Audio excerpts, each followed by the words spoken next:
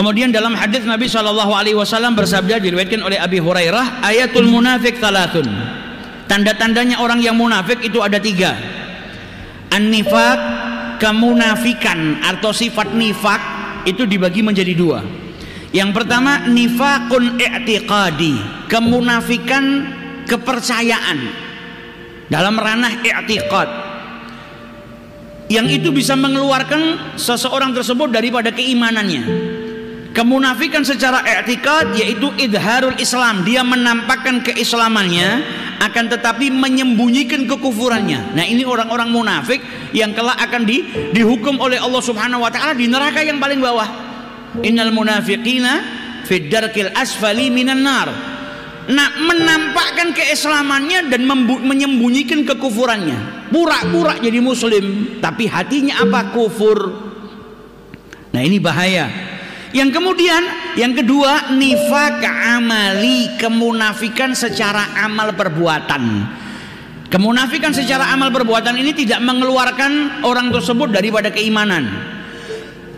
Dia muslim namun perbuatannya mirip atau menyerupai orang-orang yang munafik secara i'tiqadi. Nah, ini bahaya, minal kabair, termasuk daripada dosa-dosa besar.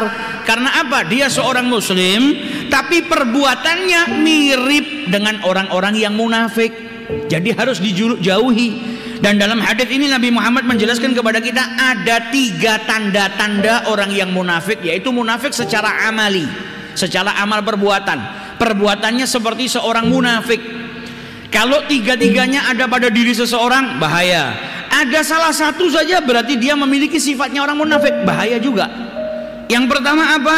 Kalau bicara berdusta, sehingga dikenal oleh banyak orang ini kalau ngomong goroh, ini kalau ngomong dusta. Nah, ini tanda-tandanya orang yang mirip dengan orang-orang yang munafik.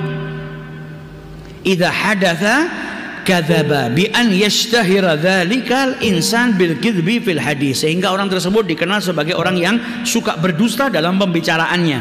Yang kedua apa? Idza wa'ada akhlafa, kalau berjanji tidak menunaikan janjinya, sehingga dikenal juga di hadapan orang, di khalayak, kalau orang ini sudah janji, janjinya luput tanpa udzur, memang mengingkari janjinya sendiri. Lain halnya kalau orang itu punya janji kemudian dia ada udzur, nggak bisa menepati janjinya.